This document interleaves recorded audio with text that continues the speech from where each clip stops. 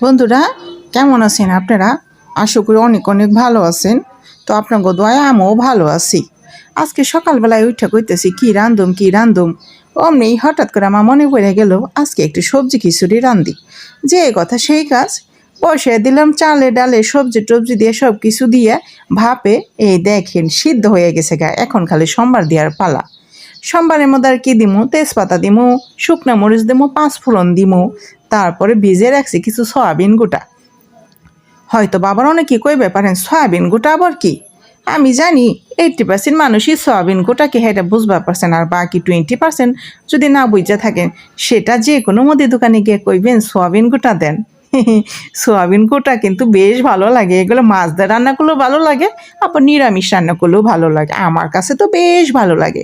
তো রান্না করবেন সে খিচুড়ি, কিন্তু মাথার মধ্যে কিন্তু ঘুরবান সে আরেকজনের কথা। হ্যাঁ, হয়েছে ওই যে আমার রাজকন্যা আছে না, হাতি হাতি মানে তিশা।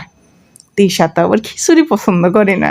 সে যে আজকে কি করবে, আমি ভাবছি বন্ধুরা ওরে দিয়ে খিচুড়ি রিভিউটা দিয়ামু।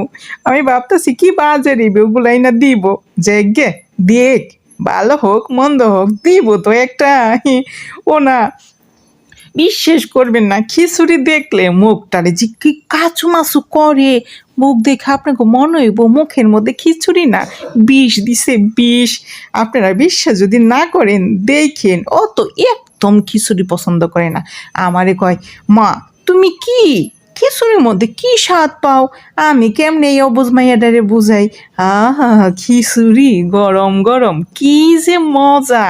বাপ রে বাপ, এই মজা কি কারোর লগে শেয়ার করা যায় কোন দিহিনি? আর আমার মেয়া হয়েছে উল্টা, খিচুড়ি তারে দেখবারই পারে না।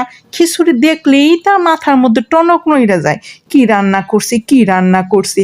আমি তো তিসার চিন্তায় আমি মানে ঠিকঠাক মতো রান্না করা পারলাম কিনা জানি না। আপনারা অবশ্য দেখছেন ঠিকঠাক মতো সব কিছু দিছি কিনা। তার লবণটাই মাঝখানে আমি একটু চেক করে নিছি, তার লবণটা দেখলাম ঠিকঠাকই আছে, হালকা একটু দিলে ভালোই হয়।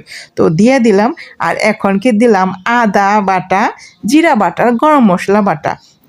আর না ওই নামানোর পরে কি করুম কন্ত বন্ধুরা, নামানোর পরে 1 চামচ একটু ঘি দিয়ে দিমু, বেশ সুন্দর একটা স্মেল আসবো। বুঝছে না বন্ধুরা, আমি কিন্তু আপনাগুলোকে কথা কইতে কইতে এখন একটু স্মার্ট হয়ে গেছি গে, ইংলিশে একটু টুকটাক কথা কই, যদি উচ্চারণগুলো আমার ভুল ভাল হয় তবু আমি জানি আপনাকে বিশাল বড় মন, সেইগুলো অবশ্য আমাকে ক্ষমার দৃষ্টিতে দেখবেন, বুঝছেনি।